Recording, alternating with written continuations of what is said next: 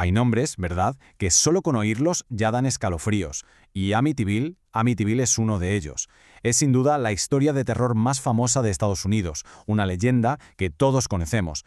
Pero claro, la gran pregunta es, ¿cuánto hay de verdad en todo esto? Pues vamos a intentar averiguarlo.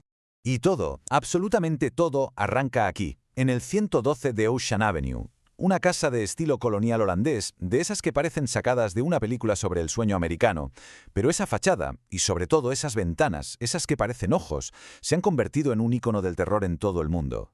28 días. Quedémonos con esa cifra, porque es la clave de todo. Solo 28 días. Ese fue el tiempo que una familia aguantó viviendo ahí dentro antes de salir huyendo, literalmente a mitad de la noche. La pregunta es, ¿qué demonios pudo pasar en menos de un mes para que lo dejaran todo atrás? Y esa es justo la cuestión que vamos a intentar responder aquí. Tenemos la historia de una familia aterrorizada por fuerzas paranormales durante esos 28 días, pero ¿es verdad? ¿O estamos ante el que podría ser el fraude más famoso de la historia de Estados Unidos? Bueno, pues empecemos por el principio de todo. Para entender bien el mito, lo primero es conocer la historia tal y como se contó. Vamos con la famosa y aterradora experiencia de la familia Lutz. A ver, la historia es esta. En diciembre de 1975, George y Kathy Lutz se mudan a su casa soñada. Pero, según contaron, el sueño se convirtió en pesadilla casi al instante. Ojo a las cosas que decían que pasaban. Un sacerdote va a bendecir la casa y una voz le grita ¡fuera! De repente aparecen enjambres de moscas en pleno invierno. Empieza a salir una especie de gelatina verde de las paredes. Ven una criatura con ojos rojos que se parece a un cerdo en una ventana. Vamos, hasta levitaciones. El clímax de todo esto fue que, una noche, cogieron lo puesto y salieron pitando, dejando absolutamente todo atrás. Pero un momento, porque la historia de los Lutz, la historia paranormal, no es el primer horror que ocurrió en esa casa, ni de lejos. Para entender de verdad de dónde viene todo esto, tenemos que viajar 13 meses atrás en el tiempo, a una noche en la que el horror fue 100% real e indiscutible. Y aquí es donde la cosa se pone seria. Porque antes de los supuestos fantasmas hubo un crimen terrible, los asesinatos de la familia DeFeo. La noche del 13 de noviembre de 1974, Ronald DeFeo Jr., que tenía solo 23 años, cogió un rifle y mató a toda su familia mientras dormían. A sus padres y a sus 4 hermanos pequeños. A todos. Fue condenado por 6 asesinatos y sentenciado a cadena perpetua. Este es el hecho, el crimen brutal y real, que sirve de cimiento para toda la leyenda que vendría después. Pero es que incluso este crimen real tiene un misterio que tela. Los detalles son súper extraños. A ver, el rifle que usó era de alta potencia y no tenía silenciador. ¿Y saben qué? Ningún vecino oyó nada. Nada de nada. Solo al perro ladrando. Y lo más raro de todo, encontraron a las 6 víctimas boca abajo en sus camas. Las autopsias lo dejaron claro. Ni drogas, ni forcejeo. O sea, ¿cómo es posible que nadie se despertara con el primer disparo?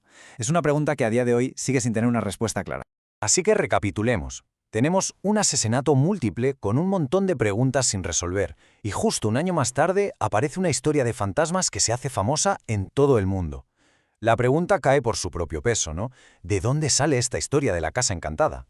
Pues aquí viene el giro de guión, porque en cuanto la historia de los Lutz empezó a petarlo, empezaron a salir voces diciendo que todo era, que era un cuento chino, un montaje.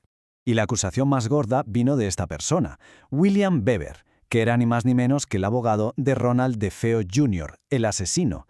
Soltó esta bomba. Sé que este libro es un fraude. Creamos esta historia de terror con unas cuantas botellas de vino. Así de claro. Según él, se sentó con los Lutz y, básicamente, se inventaron la historia juntos para sacar tajada. Vale. Tenemos 2 versiones que no pueden ser más opuestas. Así que, para intentar aclarar algo, lo único que podemos hacer es ir a los datos, a ver qué dicen las pruebas. Vamos a comparar lo que cuenta el libro con la realidad documentada. Primer punto. El cura. El libro te pinta una escena súper dramática, ¿no? Una bofetada de un fantasma, una voz del infierno, hasta estigmas en las manos. Bueno, pues la realidad es otra. El sacerdote real, el padre Pecoraro, declaró bajo juramento en un juicio que nada de eso, absolutamente nada, pasó de verdad. Venga, segundo punto. Los daños en la casa. El libro cuenta cosas como huellas de pezuñas en la nieve o puertas arrancadas de cuajo.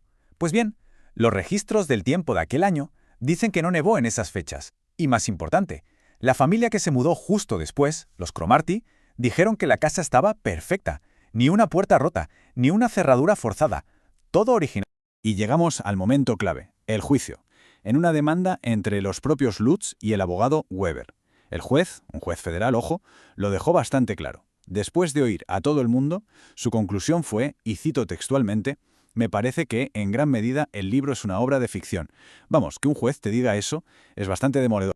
Pero aquí viene lo más curioso de todo. A pesar de que las pruebas que apuntan al fraude son, bueno, bastante fuertes, la historia no solo no murió, sino que se hizo más y más grande.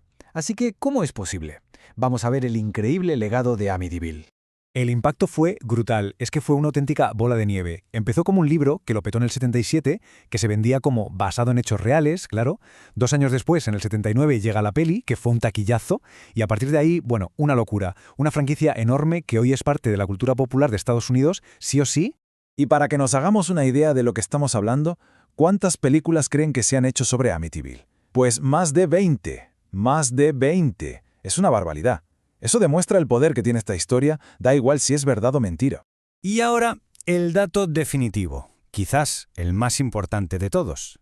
Desde que los Lutz se fueron en 1976, han vivido varias familias en esa casa. Varias. ¿Y saben cuántas han reportado algo raro, algo paranormal? 0. Ninguna. La casa, desde entonces, ha estado completamente en silencio. Así que al final, más allá de si es verdad o mentira, la historia de Amityville nos deja pensando, ¿no?